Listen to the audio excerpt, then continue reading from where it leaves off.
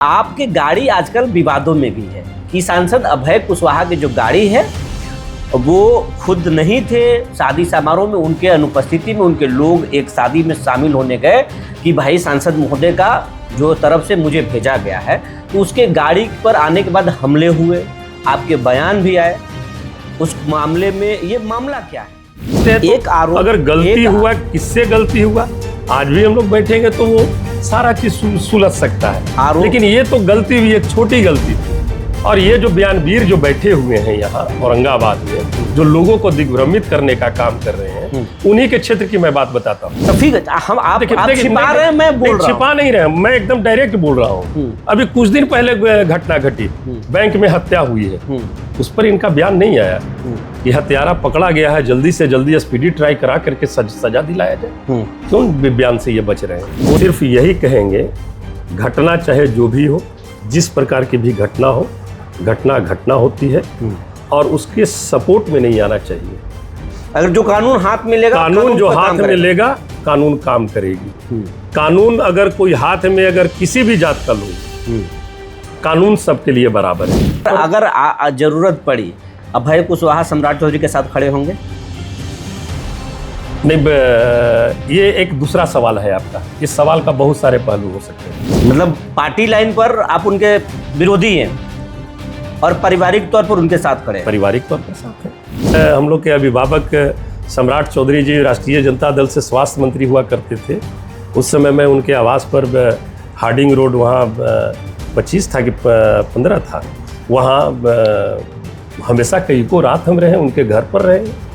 चुनाव में शकुनी चौधरी जी से बहुत अच्छा संबंध। हम उनके साथ जैसे कार्यकर्ता आज हमारे साथ घूमते हैं, हम उनके साथ शकुनी चिया के साथ वो गाड़ी में आगे बैठते थे और सबसे पीछे बैठ करके मैं घूमा हूँ उनके साथ। एक तेजस्वी यादव में सबसे अच्छा बात क्या लगता है? देखिए, तेजस्वी यादव जी में एक विजन है और उस विजन को बहुत हद तक के हमारे बिहार के लोग समझे और हमारे बिहार के लोगों को विश्वास भी जागा कि अगर इस व्यक्ति को हम बिहार में लाएंगे तो एक नया परिवर्तन देखने को मिल सकता है। अभय कुशवाहा कौन ऐसा 5 सालों में अपना काम करेंगे जो अगले चुनाव में जनता के बीच में वही बताकर चुनाव लड़ेंगे? देखिए, सबसे पहला काम है कि उत्तर कोयल जो नहर परियोजना चल रही है, आप देखिए पहले भी काम लगा हुआ आप देखे होंगे, और अभी जिस स्तर से काम लगा हुआ है वो भी आप देख रहे हैं रफ्तार से।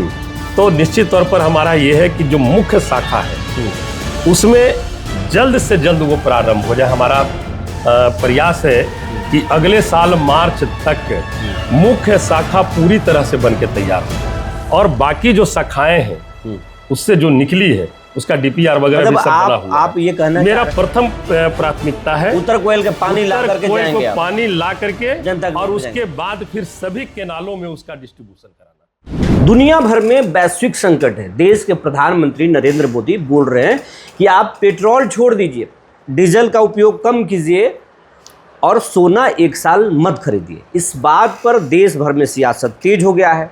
देश के अलग अलग राज्यों के मुख्यमंत्री हों या फिर नेता हों, वो या तो पैदल चल रहे हैं या फिर अपने काफिले को छोड़ दिए हैं। इसको सत्ताधारी दल देश के लिए जो है समर्पण दिखा रहा है, तो विपक्ष जो है बोला जा रहा है कि जब चुनाव में ऐसे आप क्यों नहीं कर रहे थे? चुनाव में तो सब कुछ ठीक था। जैसे ही राज्यों के चुनाव खत्म हुआ, एक नया बखेड़ा देश के सामने ला दिया गया। इस तमाम बिंदुओं पर हम बात करने के लिए भी राजद के, राष्ट्रीय जनता दल के संसदीय दल के नेता और औरंगाबाद संसदीय दल के सांसद अभय कुशवाहा जी से समझेंगे कि राजद इस पूरे विषय को किस रूप में देख रही है। अभय जी, बहुत बहुत स्वागत है सूर्य बिहार में। चलिए, सबसे पहले आपको और सूर्य बिहार के जितने भी सब्सक्राइबर हैं, व्यूअर हैं, उनको मेरा नमस्कार, प्रणाम, आदाब, सलाम, जय भीम। ये जो पूरा वैश्विक संकट है, जब राज्यों के चुनाव चल रहे थे तो उस दौरान विपक्ष के नेता आप लोग तमाम, तेजस्वी जी, राहुल गांधी, तमाम लोग, हेमंत सोरेन, तमाम लोग बोल रहे थे कि देश के सामने दुनिया में क्राइसिस है, जियोपॉलिटिक्स में भारत गड़बड़ा रहा है। लेकिन सत्ताधारी दल जो है वो पेट्रोल के दाम नहीं बढ़ा रहे थे और लेकिन जैसे ही चुनाव खत्म हुआ, अब देश के सामने एक नया संकट आ गया है। तो ये देश का संकट भारत का संकट नहीं, दुनिया भर में संकट है। ये प्रधानमंत्री बोल रहे हैं, नेता बोल रहे हैं। राजद इस पूरे मसले को कैसे देखती है? लोकसभा में अगर आप आने वाले सत्र में क्या बोलेंगे? देखिए, आने वाले सत्र तो बात की बात है। इस पर जब हम लोग आवाज़ बुलंद किए थे, सारा विपक्ष एक बार मिल करके, सिलेंडर गायब, नरेंद्र गायब, कई को दिनों तक हंगामा भी चला। हम लोग लोकसभा में सभी स्तर से हम लोगों ने पूरा इंडिया गठबंधन मिल करके इसका विरोध किए। तो एक सर्वदलीय उन्होंने बैठक बुलाई जिसमें माननीय प्रधानमंत्री जी को भी रहना था, टोटल विपक्ष को रहना था। लेकिन उस बैठक में भी माननीय प्रधानमंत्री जी नहीं आए। आपको विपक्ष के सामने पूरी सच्चाई रखनी चाहिए कि कहाँ पर और किस स्तर से प्रॉब्लम क्रिएट हो सकता है आम आपको, चाहे वो फर्टिलाइज़र का मामला हो, चाहे एलपीजी गैस का हो, या डीजल पेट्रोल का मामला हो, या अन्य वस्तुओं पर जो बेतहाशा वृद्धि हो रही थी उस पर हो। तो स्पष्ट कोई बात रखते नहीं है, बस दिग्भ्रमित करने का। नरेंद्र मोदी अपने काफिले को छोटा कर चुके हैं, अमित शाह कर चुके हैं। बिहार के नए मुख्यमंत्री सम्राट चौधरी आज पैदल सचिवालय गए हैं, अपने कार्यालय गए हैं। देखिए, अभय कुशवाहा अपने काफिले को छोटा किए हैं क्या? देखिए, हमारा तो काफिला ही नहीं है। 2 गाड़ी से हम लोग चलते हैं और जहाँ भी जाना रहता है, अब पैदल चलेंगे तो काम हो पाएगी। मुख्यमंत्री जी चलें या सांसद चलें, पैदल कोई काम नहीं होता। एक मैसेज देने के लिए ये ठीक है कि आम कैसे बचे। उसके लिए एक बृहद तरीके से अगर आप चाहते हैं कि इस चीज़ को हम देश के सामने और देश के लोगों को हम ये चीज़ बताएं, तो उसके लिए आपको देश के लोगों का विश्वास जीतना होगा। और विश्वास आप तभी जीत सकते हैं कि जब आप पूरी तरह से उन्हें सच्चाई से अवगत कराएंगे।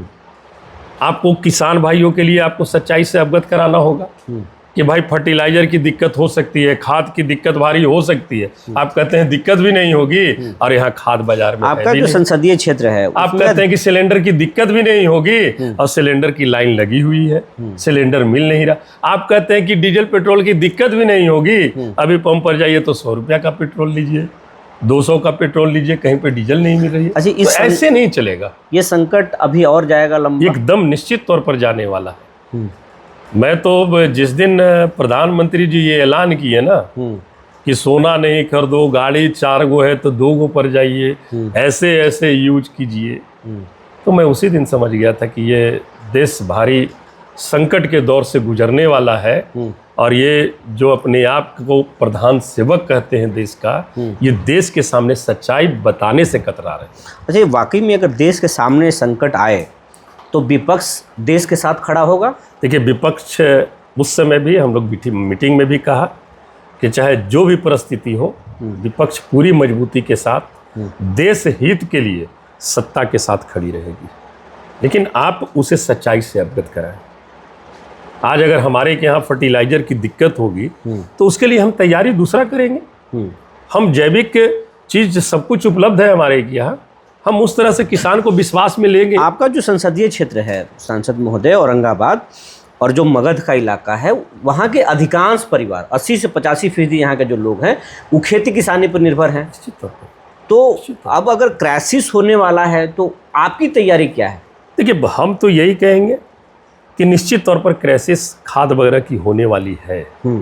हम उस तरह को आपको जिले से लेकर पूरे बिहार के किसान देख रहे हैं। जिले से और जिले भर के किसान के नहीं, बिहार के ही किसान को हम नहीं, बल्कि देश के महान अन्नदाता मालिक को मैं कहना चाहता हूँ कि देखिए, निश्चित तौर पर फर्टिलाइजर की बहुत बड़े पैमाने पर कमी होने वाली है। हमारे किसान भाई, उर्वरक चीज़ पर हम लोगों को आगे आना होगा। और जो देसी फर्टिलाइजर जिसे हम बना सकते हैं, अभी बहुत सारे ऐसे अवशेष हमारे देश में है, बिहार में है, औरंगाबाद में है, जिससे हम खाद बना सकते हैं, जैविक खाद हम बना सकते हैं। उसको बना करके हम इसका उपयोग करने के लिए तैयार रहें, उसकी सारी व्यवस्था बात हमारे अन्नदाता कर लें। अभी हाँ, ये सांसद कह रहे हैं कि ये मेरा व्यक्तिगत अन्नदाता से देश रिक्वेस्ट में है। फर्टिलाइजर यानी खाद की कमी होने वाली है और देश के किसान या और खास करके क्षेत्र औरंगाबाद और मगध और बिहार के किसान कर ले, ये सांसद महोदय का कहना। बात गाड़ी पर चल रही है, लोग गाड़ी के काफिले कम कर रहे हैं, तो आपकी गाड़ी आजकल विवादों में भी है कि सांसद अभय कुशवाहा की जो गाड़ी है वो खुद नहीं थे, शादी समारोह में उनके अनुपस्थिति में उनके लोग एक शादी में शामिल होने गए कि भाई सांसद महोदय का जो तरफ से मुझे भेजा गया है, तो उसके गाड़ी पर आने के बाद हमले हुए, आपके बयान भी आए। उस मामले में ये मामला क्या है? कि कोई मामला नहीं है और ये गाड़ी हमारा विवाद में भी कुछ नहीं है और हमारे प्रतिनिधि थे और ड्राइवर हमारा नौलेश यादव और एक और प्रतिनिधि है और अम्मा से, वो सारे लोग, चूँकि उस दिन माननीय पूर्व मंत्री बागी वर्मा जी का निधन हो गया था, हम लोग सारे लोग वहाँ थे 12 तारीख को और लगन काफ़ी अधिक थी। तो हम प्रयास करते हैं कि जहाँ पर हम नहीं पहुँच सके, क्योंकि इतना लंबा क्षेत्र है तो संभव नहीं है कि एक डेट में लगन है आपका अम्मा विधानसभा में भी, टेकारी में भी है, इमामगंज में भी है, गुरुआ में भी है और रफ़ीगंज में भी है, तो सभी जगह संभव नहीं है कि हम पहुँच पाते हैं। तो हम सभी विधानसभा में अपना प्रतिनिधि, वहीं के जो प्रतिनिधि हैं, पार्टी के साथी हैं, प्रखंड अध्यक्ष हैं, जनप्रतिनिधि हैं, उनसे हम आग्रह करते हैं कि भाई हम नहीं आ पाएंगे, मेरी अनुपस्थिति में मेरा संदेश और आशीर्वाद जो शादी के जोड़े में जो बच्चे बच्चियां आपने उपहार भेजा, यही चीज़ हम लोग करते आ रहे हैं। और तो इसी क्रम में गाड़ी आ रही थी और लोगों ने मारपीट किया, साइड क्या था, बैक कर लो, तो बैक भी गाड़ी कर लिया, फिर बैक कर करके उसके बाद गाड़ी और शीशा पर लोग ठोक रहे थे, जैसा हमको बताया वो लोग। उसके बाद फिर उसको गाड़ी से खींचने का भी प्रयास किया। एक झूठा आरोप लगाया कि वीडियो बना रहा था ड्राइवर। मेरे ड्राइवर का, नौलेश यादव का मोबाइल ले करके उन लोग चेक भी किए। उसके बाद मारपीट कर करके शीशा उसा फोड़ दिए। हमारा गाड़ी में बोर्ड लगा हुआ रहता है, लेकिन बोर्ड जब हम चलते हैं, मेरे साथ जब गाड़ी रहती है तो ही यानी कि बोर्ड खुला रहता है। इस घटना पर देखिए, इस घटना अबल तो इस तरह की घटना घटनी नहीं चाहिए थी और जहां पर जिस तरह से भी हुआ था, इसको लोगों को समझा बुझा करके ये घटना नहीं घटने देनी चाहिए। ये आप मानते हैं कि ये और ऐसी घटना किसी के साथ भी नहीं होनी चाहिए, किसी के साथ नहीं। लोकतंत्र में इसका कोई स्थान नहीं है। और मैंने यही कहा कि जो भी इस घटना के जिम्मेवार होंगे वो पुलिस जांच करेगी, उस पर काम करेगी। लेकिन यहाँ तो हम देख रहे हैं कि इस तूल को बेवजह यहाँ शतक वीर बयान वीर जो लोग हैं, तरह तरह की बात का इस्तेमाल कर रहे हैं। एक आपका बयान आया कि आपके ऊपर जो है, आपका बयान अखबारों में छपा कि हत्या की साजिश है। आपने एक बयान, आपका बयान आया कि हमारी नहीं, ये हो सकता है। जिस तरह से ये मानसिकता लोग बना करके अब चल रहे हैं, हमारा मानना ये है कि ये डायरेक्ट बार न करके हमारे अपने ही लोगों को, हमारे बीच के ही लोगों को दिग्भ्रमित कर करके हमारे बीच के लोगों के कंधे पर बंदूक रख करके हम पर चलाना चाहते हैं। मतलब साजिश हो रहा है, ये आशंका हमारी है। ये मानते हैं कि डायरेक्ट जब उन्हें कोई मौका नहीं मिल रहा है तो हमारे ही बीच के लोगों को दिग्भ्रमित कर करके उन्हीं के कंधे पर बंदूक रख के वो हम पे चलाना चाहते हैं। मानते हैं कि अगर इस तरह की घटना होती है तो लॉ एंड ऑर्डर का फेलियर है, स्टेट फेलियर है? नहीं, देखिए, स्टेट फेलियर है, पुलिस कहाँ रहेगी। हाँ, लेकिन ये चीज़ जरूर होनी चाहिए कि अगर इस तरह की घटना घटे तो त्वरित इस पर कार्रवाई होनी चाहिए, त्वरित कार्रवाई होनी चाहिए।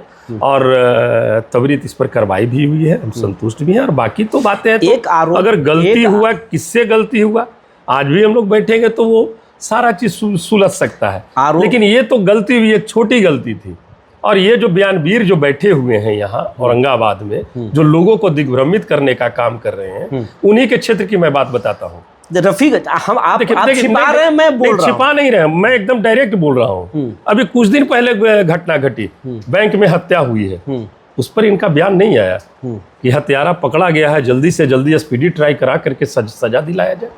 क्यों बयान से ये बच रहे हैं? वो तो क्या कारण है? तो रफीगंज के मैं विधायक, उनसे पूछना चाहता हूँ, रफीगंज क्यों नहीं के तो बयान दे रहे हैं? रफीगंज के जो विधायक हैं वो बोल रहे हैं, उनका आरोप आपके ऊपर ये है कि ये जो है अपने ही वोटर को जेल भेज रहे हैं, और जो बैंक वाली घटना है उसमें जो आरोपी है वो आपके स्वजातीय है, इसलिए अभय कुशवाहा उसमें नहीं दखल दिए।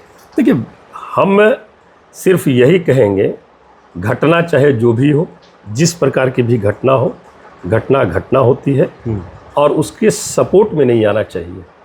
अगर जो कानून हाथ में लेगा, कानून जो पर काम हाथ में करेगा। लेगा, कानून काम करेगी। कानून अगर कोई हाथ में, अगर किसी भी जात का लोग हो, कानून सबके लिए बराबर है। बिल्कुल, ये बात तो सच है कि अगर आप निश्चित कानून हाथ में सबके लिए लेंगे बराबर है। तो कानून आपके ऊपर कार्रवाई और करेगा। ये कानून से बड़ा कोई है और ये जो बोलते हैं जात की बात, बोले कि यादव पार्टी, जब राष्ट्रीय जनता दल सिर्फ किसी एक जाति की पार्टी है क्या? राष्ट्रीय जनता दल जमात की पार्टी है। राष्ट्रीय जनता दल समाजवादी विचारधारा की पार्टी है। वो पार्टी राष्ट्रीय जनता दल जो 1990 के पहले जो बिहार में जो स्थिति थी, जो भेद, देखिए ये इसमें जाना होगा आपको। मैं आपसे आग्रह करूंगा, ये जाना होगा। जैसे आज के लोग जंगल राज करते रहते हैं। वहीं जा रहा हूँ अभय जी, ये मैं पहले क्या था भाई? अभय जी, मैं वहीं जा रहा हूँ कि जात की बात कर रहे हैं कि जात की बात नहीं होती। राजनीति में सारा चीज तो जाति की बात होती है। अभय कुशवाहा को संसदीय दल का नेता, क्या आपको नहीं लगता है कि कुशवाहा होने के चलते बनाया गया? नहीं, बीजेपी ने सम्राट चौधरी को बढ़ा दिया, नहीं तो तेजस्वी यादव ने अभय कुशवाहा को बढ़ा दिया। उस हिसाब से तो हम जरूर कहेंगे ना कि अगर माननीय राष्ट्रीय अध्यक्ष लालू प्रसाद यादव जी, माननीय हमारे बिहार के लिए नई ऊर्जा की किरण माननीय तेजस्वी यादव जी अगर अभय कुशवाहा को संसदीय दल का नेता बना दिए, तो मैं तो समझता हूं कि भारतीय जनता पार्टी और जनता दल और एनडीए गठबंधन के जितने लोग हैं, हमारे समाज के लोगों को आगे बढ़ाने का काम कर रहे हैं। तो ये भय काफ़ी है ना। ये आप मानते हैं कि नहीं कि अब जो है वो आपको कुशवाहा होने के चलते आपको संसदीय दल का नेता हम तो कहते हैं कि अभय का भय काफ़ी है एनडीए के लिए। अभय के भय काफ़ी है एनडीए। सम्राट अगर सीएम बने तो उसमें देन है। आप मानते हैं कि अब जो है कुशवाहा सियासत में जो लालू यादव कुशवाहा के देखिए चाहे इस संवैधानिक पद पर चाहे कोई भी बैठे हो, चाहे सम्राट चौधरी जी बैठे हो, अभय कुशवाहा बैठे हो, यहाँ कोई जात नहीं बैठता है। हम अगर सांसद हैं तो औरंगाबाद के जो वोट दिए हैं उनके भी सांसद अभय कुशवाहा हैं, जो नहीं दिए हैं उनके भी सांसद अभय कुशवाहा ही हैं। सर वो एक कुर्सी है संवैधानिक, उस कुर्सी को आप जात से मत जुड़ी। ये बात अच्छी बात बोल रहे हैं कि सियासत में जो है वो जाति के में से नहीं, जो वोट दिया है वो भी नहीं दिया, वो आप 30 लाख लोगों के सांसद हैं। अभय जी एक चीज़ बताइए, आपका एक तस्वीर बहुत वायरल हुआ, राजद के कुछ औरंगाबाद आपके क्षेत्र के मतलब राजद के कट्टर समर्थक कुछ पदाधिकारी और आप खुद सम्राट चौधरी से मिलते हैं। आप औरंगाबाद का एमपी मिला था सीएम सम्राट चौधरी से, या फिर एक जाति गोतिया भाई की मिला? औरंगाबाद का एमपी मिला था, और औरंगाबाद के जितने भी हमारे जनप्रतिनिधि थे, समाजसेवी थे, पार्टी के लीडर्स थे, उनके साथ जाकर के मिला था। उनसे राय मशवरा किया कि आखिर हम लोग जब मिलने जा रहे हैं तो किस बातों की चर्चा मुख्यमंत्री जी से हम लोग कर सकते हैं। उन बातों की चर्चाएं भी। आरजेडी में जब सम्राट चौधरी आपके जब जेडीयू में भी रहे कुछ समय के लिए, आरजेडी में भी आपकी तो पुराना, जब आरजेडी, हाँ आपकी तो पुराना दोस्ती है, पुराना संबंध है, पुराना संबंध। हाँ, हम उन्हीं के घर में राजनीति करते थे। जब माननीय हम लोग के अभिभावक सम्राट चौधरी जी राष्ट्रीय जनता दल से स्वास्थ्य मंत्री हुआ करते थे, उस समय मैं उनके आवास पर हार्डिंग रोड, वहाँ 25 था कि 15 था, वहाँ हमेशा कई को रात हम रहे, उनके घर पर रहे। चुनाव में शकुनी चौधरी जी से बहुत अच्छा संबंध। हम उनके साथ जैसे कार्यकर्ता आज हमारे साथ घूमते हैं, हम उनके साथ शकुनी चिया के साथ वो गाड़ी में आगे बैठते थे और सबसे पीछे बैठ करके मैं घूमा हूँ उनके साथ। एक दिन नहीं, 15 दिन 20 दिन। जब लोकसभा का चुनाव राष्ट्रीय जनता दल से भागलपुर लड़ते थे तो हमारा जिप्सी था, जिप्सी लेकर के वहाँ हम कैंप करते थे। अगर जरूरत पड़ी अभय कुशवाहा सम्राट चौधरी के साथ खड़े होंगे? नहीं, ये एक दूसरा सवाल है आपका। इस सवाल का बहुत सारे पहलू हो सकते हैं। हम खड़े हो सकते हैं सम्राट चौधरी जी के साथ औरंगाबाद की विकास के लिए एज औरंगाबाद के सांसद। संसदीय दल के नेता होने के नाते अगर बिहार के हित की अगर बात रहेगी तो अभय कुशवाहा खड़ा हो सकता है सम्राट चौधरी जी के साथ। सम्राट लेकिन अगर पार्टी की बात होगी, किसी पार्टी विशेष की, जो हमारी पार्टी हमारे नेता के विचारधारा से जो चीज मेल नहीं खाएगा, वहां पर अगर सबसे पहला कोई विरोध करेगा सम्राट चौधरी जी का तो उसका नाम अभय कुशवाहा होगा।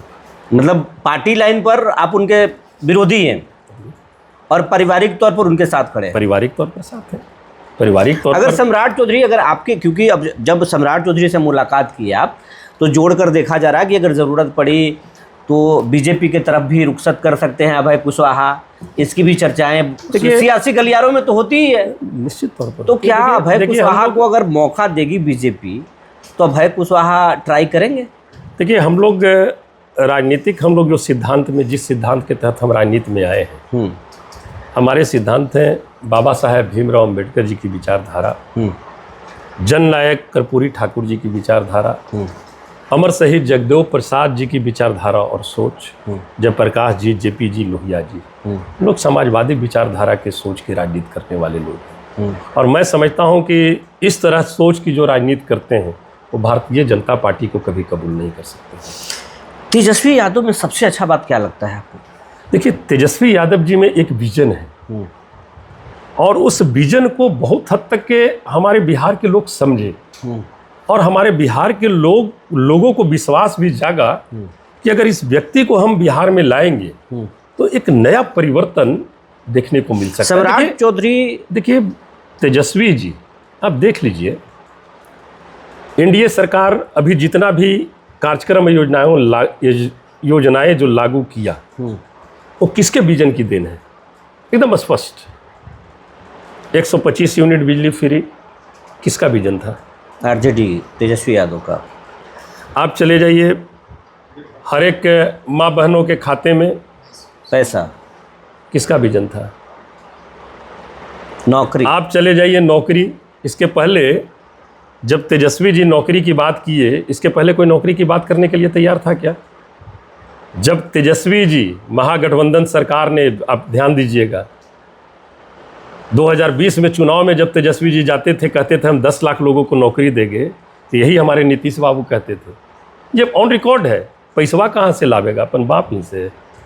और देखिए, संजोग ऐसा बना कि वही मुख्यमंत्री जी से नौकरी दिला दी। गांधी मैदान में रिकॉर्ड, पहला बार देश में किसी राज्य में पहली बार उतने पैमाने पर एक बार में नियुक्ति पद तकरीबन 2,23,000 कुछ लोगों को एक बार में। सम्राट चौधरी के सीएम बनने के बाद पहली बार जेडीयू हारा और आरजेडी जीता।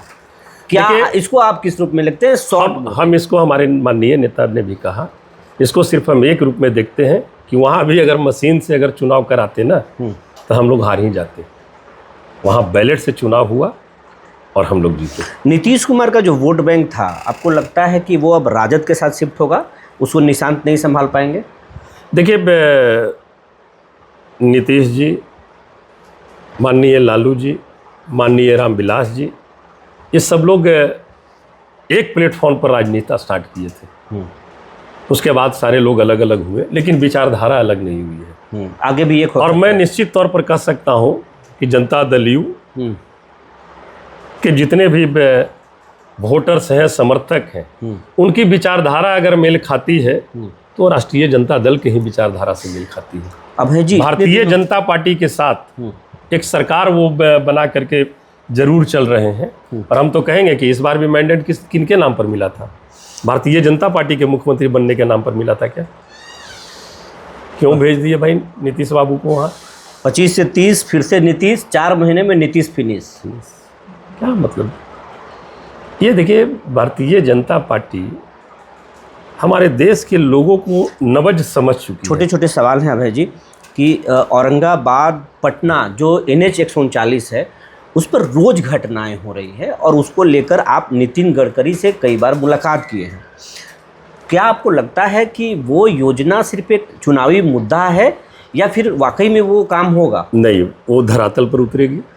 अभी आपका जितना भी बाईपास का था वो करीब करीब टेंडर प्रक्रिया में जा चुका है। 1-2 जगह और बाकी है लगता है, ये आपका अम्मा ये ओबरा वगैरह वाला बाकी है, लेकिन प्रक्रिया पूर्ण है, वो टेंडर में जाना है। औरंगाबाद और निश्चित तौर पर आपको मैं विश्वास दिला रहा हूँ, हम लोग के रीजन में 4 लेन का भी काम चालू हो जाएगा। लेकिन एक सवाल आपका बड़ा अच्छा है कि जो दुर्घटनाएं हो रही है, हम निश्चित तौर पर सभी से हम आग्रह करना चाहते हैं, जो इस तरह का हम लोग जब सड़क सुरक्षा की भी बैठक हम लोग करते हैं, उसके भी अध्यक्ष हम हैं, इसके पहले भी बैठक हमने किया था, तो औरंगाबाद में 25 से 28 गो स्पॉट हम लोगों ने चिन्हित किया था, ब्लैक स्पॉट कि जहाँ पर एक्सीडेंटल रोड जोन बहुत ज़्यादा है, जैसे पिपड्डी मोड़ हो गया, चतरा मोड़ हो गया, फिर उधर और भी 28 जगह हम लोग किए थे। तो वहाँ पर ब्रेकर का निर्माण और साइन बोर्ड वगैरह लगाने का कि भाई ये दुर्घटना संभावित क्षेत्र है, संभल कर चलें।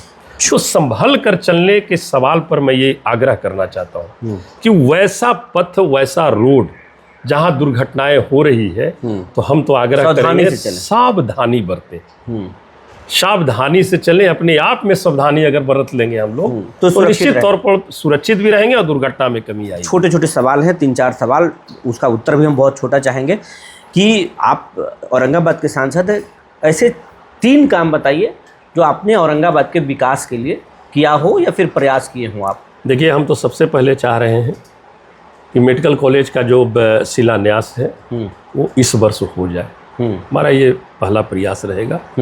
और उसमें हम इस बार भी जब मिलने गए थे माननीय सम्राट चौधरी जी से, तो ये मुद्दा भी हमारा था और हमने कहा कि सबल माननीय मुख्यमंत्री जी जल्द से जल्द उसका शिलान्यास हो गया। फिर दूसरा मुद्दा हम लोग एक जो आपका बिहटा से जो औरंगाबाद जो रेलखंड है, इसका भी करीब प्रक्रिया पूर्ण हो गई है। अभी पैसा नहीं आया है, लेकिन तकरीबन 382 या 482 करोड़ रुपया भारत सरकार ने उसके लिए अति कर दिया है।